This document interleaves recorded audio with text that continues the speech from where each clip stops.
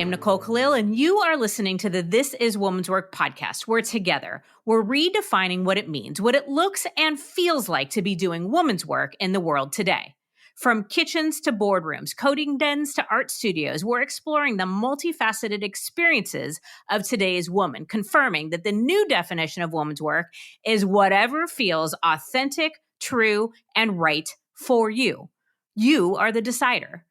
And for many women, women's work includes stepping into some sort of leadership role, whether that be a leader in your community or your family, in your company or in your own business. Whether leading one or leading millions, women are leading in very powerful ways. While I'd argue that women have been leading in unrecognized ways for centuries, most of what we know today about what it means to lead a corporation or a country, much of what we traditionally understand about leadership from books and courses, has been shaped by a masculine perspective. As the world changes, so does our understanding of what it means to lead. The pace of change, from technological advancements to social norms, demands a new kind of leadership, one that is adaptable, empathetic, and inclusive. The old playbook, with its rigid hierarchies and command and control strategies, just don't cut it anymore.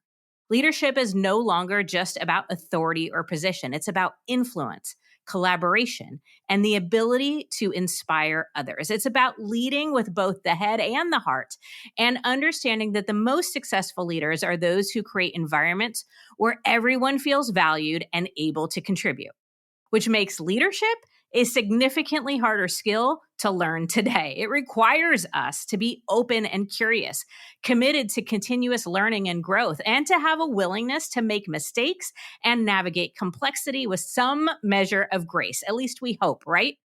We get to lead bigger. So whether you're a seasoned leader or an aspiring one, or somebody who just wants to make a difference in your corner of the world, this episode is for you. Our guest is Ann Chow, the first woman and first woman of color to hold the position of CEO at AT&T, overseeing more than 35,000 employees who collectively served 3 million business customers worldwide during her time there. She is currently the lead director on the board of Franklin Covey, serves on the board of 3M and CSX, and teaches at Northwestern University's Kellogg School of Management. Her book, Lead Bigger, The Transformative Power of Inclusion, offers a no-nonsense approach, which, by the way, is my favorite kind of approach, to leading outside the traditional parameters. So, Ann, thank you for joining us to talk about leading bigger. And I want to make sure in my introduction, if I missed anything or got anything wrong, by asking you what you mean when you say leading bigger. Yeah, thank you so much, Nicole. And I'm thrilled to be here with you and your listeners. So for me, leading bigger is all about the evolution of leadership into the modern times. You know, when we think about any of the dimensions, many of which you talked about in your introduction, whether it's technological, social, political, environmental, everything evolves, right? Humanity evolves. And so why would it not make sense that leadership should evolve with the times? And that really, for me, was one of the driving forces behind why I wrote this book. You know, I'm often asked, I suppose, just given the kind of background that I've had and the roles that I play today, how did you do it, right? How did you do this leadership thing on such a big scale when others had not? And the answers are in this book. I learned to lead bigger, and I wanted to share that with the world. I love that you did, or that you have. Thank you for doing that. And I guess give us some insights into what you learned from your very unique experience about what that takes from you, and maybe even some of the challenges you faced in growing as a leader. Yeah, absolutely. Maybe it would help just to touch on where did the origins of this start, right? I'm a proud second generation American. I grew up in a time when there were not a lot of people like me, right? Whether it was in elementary school and high school, even entering college as an engineer. And so I always had this feeling of, quite frankly, not being included. I never really fit anywhere, quite frankly. Was I a nerd? Was I what? It just kind of plagued me my whole life. And so I was always attuned to this idea of inclusion and belonging and connection because it's something that I lacked. heavily when I was growing up. And as a result, when I entered the professional workforce, I realized that the ability to connect truly with people wherever they were could become a superpower. I worked hard at it because I didn't fit in, right? So I worked hard to try to belong, if you will. And through those experiences, as my roles evolved, I realized that leading bigger is really, quite simply, all about widening your perspective to have greater performance and impact, right? And I have come to, since the word has become a thing, I think it was really in the early 2000s, use leading bigger synonymously with inclusive leadership. And I wholeheartedly believe, Nicole, that inclusion is a core leadership competency of the modern world. And if you do not lead inclusively, you will lose to somebody who does. And I believe that in every ounce of my being.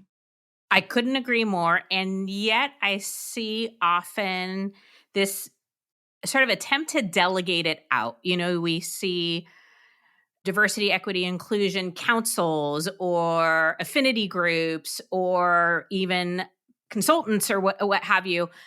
And it kind of feels, or even to the others in the organization, like whether it be women or people of color, it's like it's now become your responsibility to sort of figure this out for us.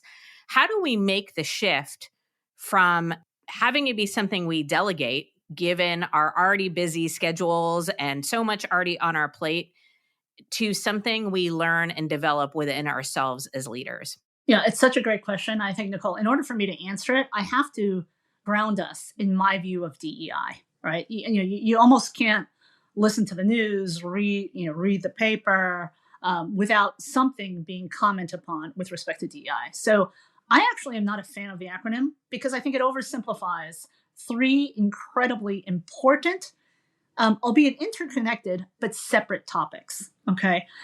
DEI has somehow been relegated to issues of representation for gender and race. Diversity is so much more, right? Diversity is just simply a reality with every generation that comes. I'm the proud mom of two Gen Z daughters. Um, every generation becomes more and more diverse. We are learning about many aspects of diversity as they evolve, right? Who would have thought that whether you wore a mask or not would have been an element of diversity? So I actually believe that a lot of the effort, using your words, to delegate, inclusion, have been bounded um, almost mistakenly, inadvertently, right? Nobody's doing this because they intend to do something less effective than it could be.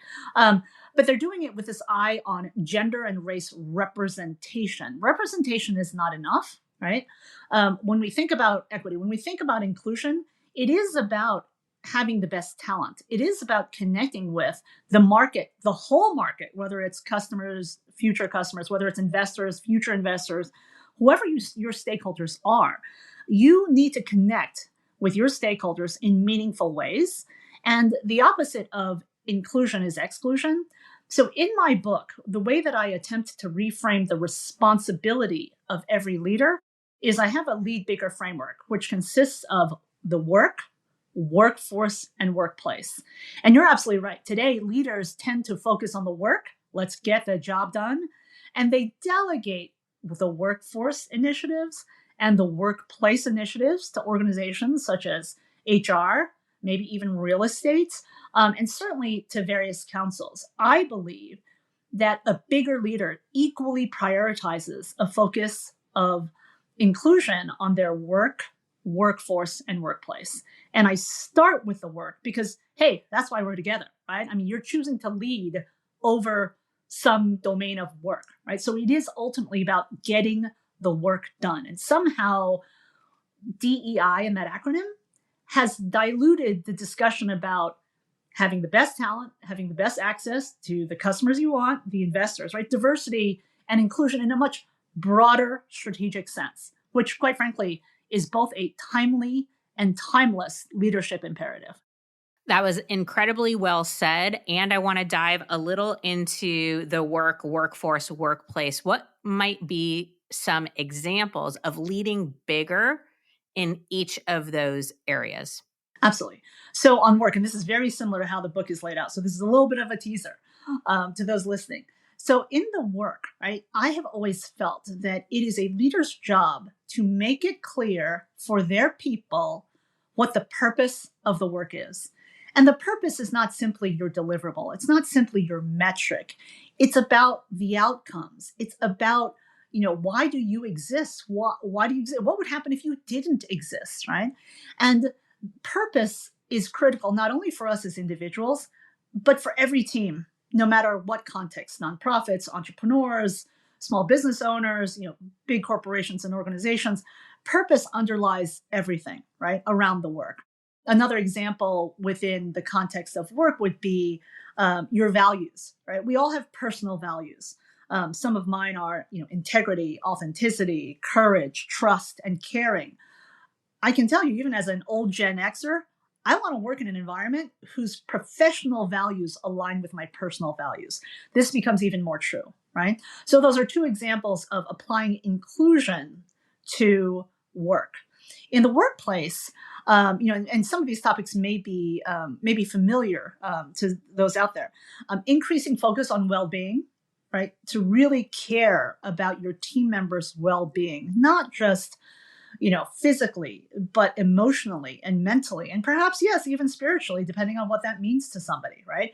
And I've always felt, because, and I don't know if this is, Nicole, because I'm a woman or not, but I always knew that if I was not at my best, I could not be my best at work, right? It's so, so, so simple, right? If I was super stressed at home, or if I had a really significant deliverable at work, it would absolutely affect either my office or my home. Right. And so we are one person, right? You cannot bifurcate those aspects of who we are in our different roles. So well-being is a critical, critical topic. For us to understand and to lead inclusively. Another one I touched on, but I didn't use the word, and this is the word that I use in the book, and that is dimensionality. Inclusion goes far beyond issues of gender and race. Each of us are different from each other, right? There's no two of us that are the same. Even if we look exactly the same, right? Yeah, I mean, right, yes. right, absolutely. Even identical twins, right? Genetically, while they may be the same, they do not have the same experiences, the same way of learning, the same personality types, all of those things, right? So we need to expand our aperture of what dimensionality actually is. And we're always seeking, that which is the best, most competitive, most differentiated, right? The talent we have today is different than the talent we had yesterday, will be different than the best talent we seek for tomorrow, right? So having a much more attuned, broad view, widened view of dimensions of people can help us lead inclusively. In the workplace, as an example, I use the word workplace to refer to the overall work environment. I use the word workspaces to refer to, like, your home office, my home office. If I work in my car because I'm in a mobile role, if I'm in a corporate office in a manufacturing plant, those are the workspaces, right? All of which roll up to an overall workplace, which includes the physical places, but also the broader environment.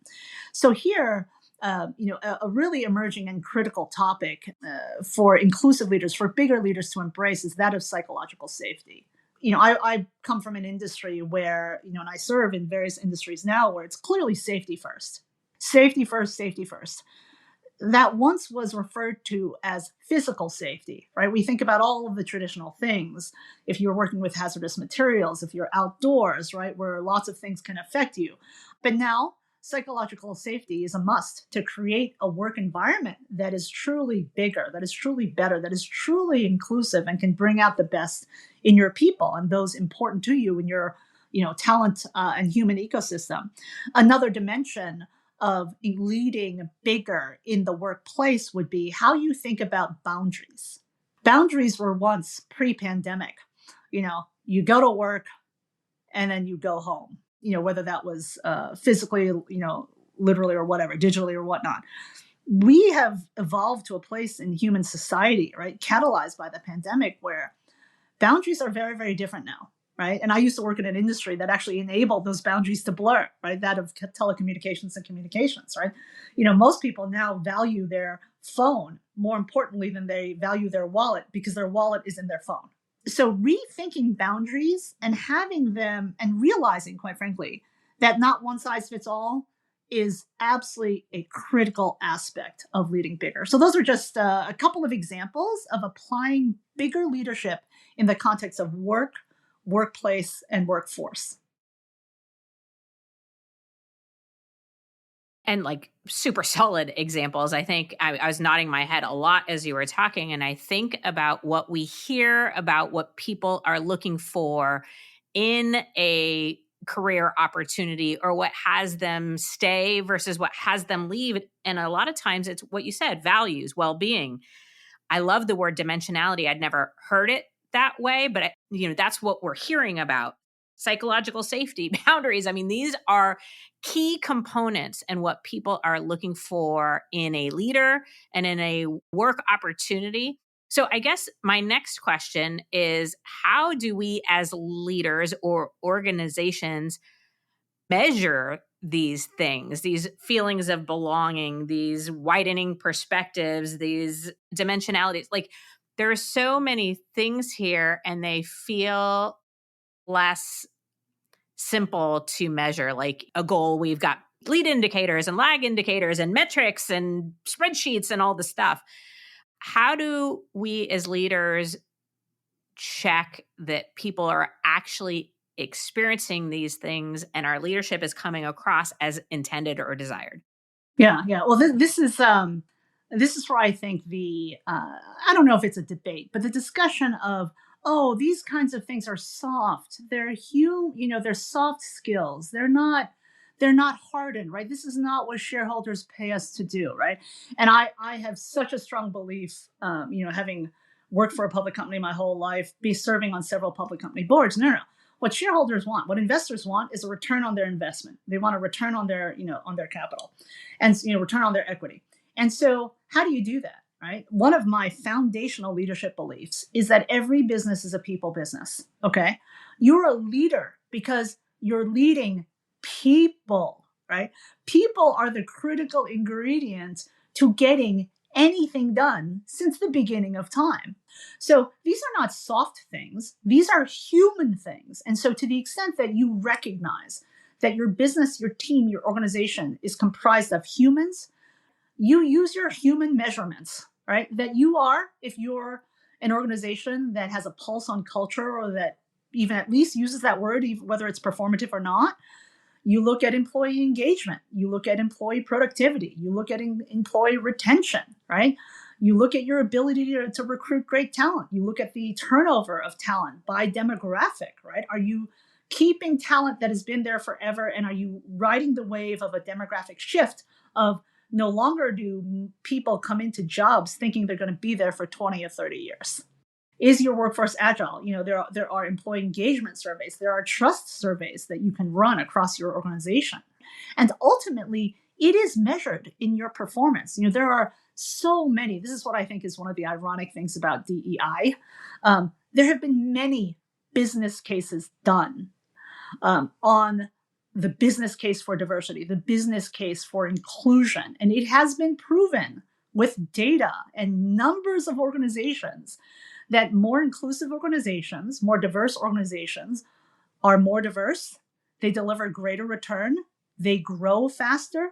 And it really makes sense, right? When you think about it, widening your perspectives to increase, to have greater performance and impact. Isn't that something that we should all want to do? So the measures aren't kind of crazy. They kind of are what you're already measuring and then some, depending on where you are in your leading bigger journey. Because ultimately it is about the work, right? Mm-hmm. And if you are not delivering those results in a sustained way, my guess is that the diagnosis can be traced to some dimension of people opportunity, of human opportunity. And that is why I wrote the book. Another reason why I wrote the book. So I love that you said that people are the key ingredient. Leadership is a human interaction thing. So then that leads to the question, what are your thoughts on how AI and the emergence of so many different technologies are impacting leadership specifically? Is this something we should be worried about? Does it change our leadership style altogether? What are your thoughts? Yeah. So you're speaking with someone who went to school for electrical engineering, right? So I love technology. I am a geek. I think I actually used that word earlier in one of the questions that you asked me. So look, technology can be a great enabler or a great disabler. Okay. So I happen to be one that believes that technology plays a vital role in the advancement of society. Okay. So I believe that technology helps us more than hurts us. However, with AI specifically, the risks are greater, right? With every new technology, with every new innovation idea, there comes risk. And it takes bigger leaders to develop a better understanding of what those risks may be, right? The more perspectives you get, the more you'll be prepared for as many scenarios as possible. And I think it was the World Economic Forum that said that one of the greatest risks in the next 5 years is going to be misinformation and disinformation, right? Because the AI is becoming so good that the layperson cannot distinguish between what's real and what's false, right? And this is a real risk. I happen to believe that AI is more akin to, say, like the calculator, as an example. Oh my gosh, this is going to stop us from thinking, blah blah blah blah. Right? All the calculator did was help us take away some of the more menial thought processes and tasks, so we could move on as humans, right? And advance our minds and advance our creativity and advance the value we add in a much more strategic way that only humans can. I believe the same is true for AI. So I do believe that bigger leaders are all about creating a trusted, agile workplace, right? You have to be agile in today's world. It goes back to my comments earlier about the talent today is not the same talent that succeeded yesterday, won't be the same talent that is needed next year, right? Or the year after, or a decade from now. So agility, organizational agility and personal agility, I think are very much characteristics of bigger leaders and the organizations that they create and develop and grow. Okay, Anne, I cannot have you on a podcast called This is Woman's Work and not ask about what you see when it comes to leading bigger and women in the C-suite, women on corporate boards, women starting and leading bigger businesses. What do we need to know about leading bigger as women? Yes, it's a wonderful question. And I believe that all work, any work is women's work, by the way. Work, our Same. definition of work is simply limited by whatever is in our dreams and whatever our aspiration is, right? And I can tell you, and I know you've lived this way, that has been true for me. Um, and I know it's true for you, and I know it's true for so many other women out there, right? And I hope it's true for my daughters and their generation of women as well, and those that come after them. So, what do we as women need to know about leading bigger? I think it's this. The reality is that so much of society today, all around the globe, was built with a masculine perspective, was built by men, for men, not necessarily intentionally, but this has to do with systems, practices, and policies. So a lot of the work that I've done around inclusion and leading bigger has focused on the individuals. But that is not enough, right? That is not enough. We must be aware of those systems that are holding us back. And I think that it takes incredible courage as a woman to recognize that you have to affect change in both. And I think one of the sort of grown-up things that I evolved to, I'll tell you, in my early career, I did not do this very well, but I thought that a lot of what I was experiencing, or the origin, was malicious intent. The reality is it's actually not. 95% of people who say something, who do something, they do so because they thought it was the right way. They don't know that it's not the wrong way. And if you don't make the effort to gracefully, candidly teach them, they'll keep doing it. And so I have found, and this is something that I've said to virtually every team that I've led, which is take the high road. It's always the right road, right? Do not assume malicious intent. understand that everyone came from a place, right? We all are, a big iceberg. Someone only sees the very, very tip of us. There's so much more to who we are and our story. And I do think that we as women are uniquely qualified to be bigger leaders, right? Because we've consciously thought about these things. I loved your intro about how, whether you know it or not, you're a leader, right? There's this stat that I used to quote. It was on a global basis, but how 80% of women around the globe run their household, right? Now some may rebel against the use of the word household. Household could mean anything, right? It doesn't mean homemaker, right? It doesn't mean a station wagon and 2 kids and a dog, right? Um, but we are the chief procurement officers of the household. We are the chief executive officers of our house, of ourselves, right? Of our careers. And so many women, yourself included, have gone on to be CEOs and leaders in the biggest way to help others, right? And I ultimately think that that is a big calling for leading bigger. And there is some truth to men are from Mars and women are from Venus thing. And I do think women are uniquely qualified to really embrace and lead bigger. And the data shows it.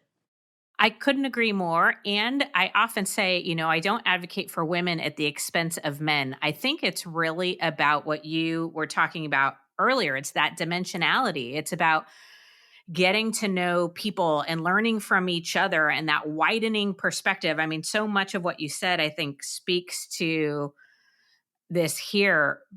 But we are leading as women, and often we're not giving ourselves the credit or seeing it that way. And I think it's so important. You gave a laundry list. We're also often the chief purchasing officer for our homes. We manage so much and we lead in so many ways. And it is inspiring to me that we absolutely can step into this in a bigger way. So my last question is for anyone listening, which I'm sure is everyone listening, that wants to take a first step into leading bigger in their lives or their jobs or in some way, what would you recommend? I would recommend. I was actually, Nicole, at a recent gathering of women executives, and this is exactly what I told them from all different companies all around the world. And I got this question, right? So I'm going to share the same answer, and that is intentionally and thoughtfully consider and embrace what is your personal purpose, right? Like, why do you think you were given this incredible gift of life? What are the gifts that you uniquely bring to the table? I've always felt, as I became a leader, I really realized that for each of us, our greatest superpower is ourselves because there is no other person like us, right? So we should spend less time trying to become someone else than really living into whatever our fullest potential is. But it goes back to values and purpose, right? Both professionally and personally. The more you can get them to align, the more joy and impact you will experience, right? One of the, I'll just use a quick follow on question that I was asked in that group. One of the women was probably comparable to my age and said, how do you know? How did you know that after 32 years you wanted to leave full-time corporate and go do this other stuff, right? It was something I call my rewirement, not my retirement, because I don't believe in retirement. I believe humans were made to work, right? It just looks very, very different. So in my rewirement, what I said to her was, I realized that I had accomplished everything that I wanted in that environment. And I actually viscerally knew that if I was not bound to one company, I could greater realize my purpose and help other people even more broadly, right? I'd given 32 plus years to an industry, to a company. It was time to give to other groups, other businesses, other communities, right? And that sort of explains the portfolio, the cacophony of things that I'm doing now in my rewirement. It's actually very, very intentional, even more aligned with my personal purpose.